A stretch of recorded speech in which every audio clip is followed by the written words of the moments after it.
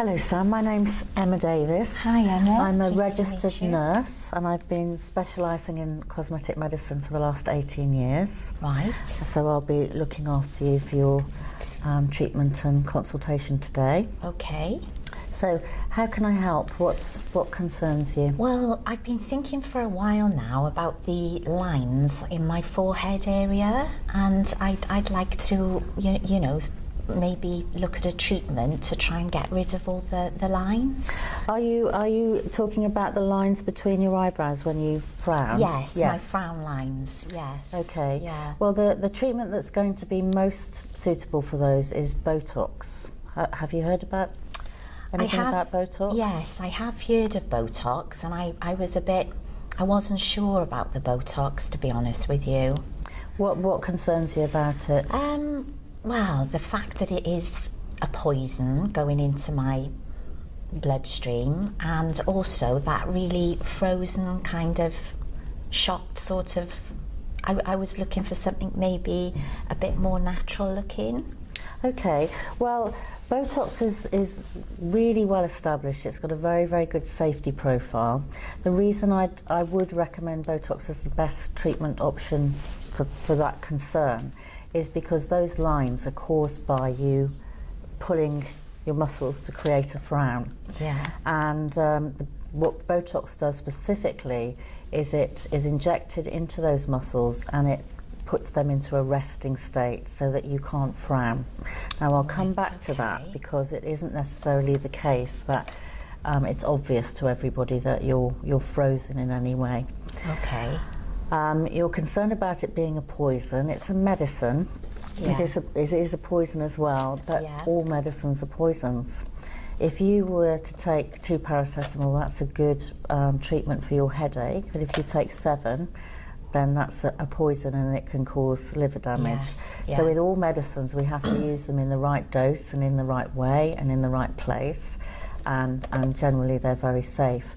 Okay. Botox is used widely in the NHS for lots of different treatments with a very good safety profile in much larger doses than we're using in cosmetic treatments. Right.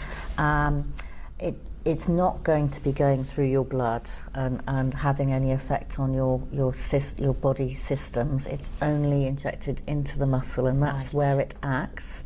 And that's where it stays. What about when it starts breaking down? Well, once it's had its full effect and your muscle is in a resting state, because what it does is it interrupts the messages between the nerves and the muscles. Okay. So when your brain commands your brow to frown, the muscle doesn't get the message and just stays in a relaxed state. Right. Okay. And once that happens, you're not then able to frown, and the skin creases relax, and melt away, if you like. But then your body starts recovering the receivers for those messages, so it starts wearing off gradually. And by about 3 months, you will recover the full movement in those muscles as if you hadn't had Botox. Right. So it's a naturally reversible treatment. Your body will break it down, get rid of it, and your muscle will recover its full movement, which is a good thing and a bad thing. If you really like the result, then you're going to have to repeat the treatment every 3 or 4 months to maintain it. Okay. That does change over time. We adjust the doses and the frequency of your visits according to what's necessary to keep those lines at bay. Okay. So, has that addressed some of your concerns regarding Botox? Yes, it has. Yeah. I mean, I wasn't thinking in terms of Botox, but it's sort of reassured me. The other question was, I'm looking for this for a special occasion, so what sort of time would you recommend me have the treatment prior to the occasion that I'm... Okay. When is the occasion? How long ahead is it? 3 months. 3 months, so that's good.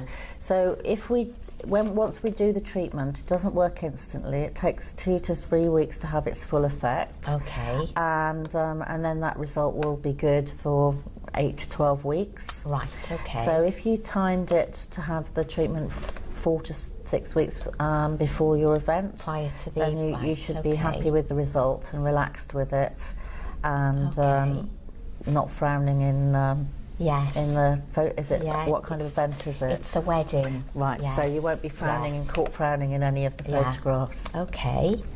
The alternative treatments that you might consider will do other things. They might improve the quality of your skin. If you had deep lines, which you don't, and sometimes dermal fillers will be an adjunctive, but they're not considered as safe as Botox in that area. Right. Okay. And then your other concern was about looking frozen or looking like you'd had Botox. Yes. Do you always wear your fringe? Yes, I do. So all that's going to happen is you're not going to be frowning, which is actually a good thing. Nobody is going to look at you and wonder why you're not frowning. Yeah.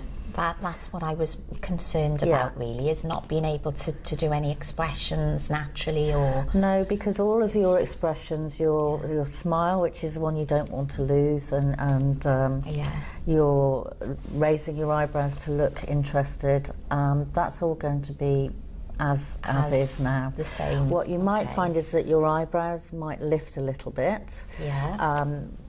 It won't really be noticeable because of your fringe, but if you didn't like that, then that's something that we can fine-tune.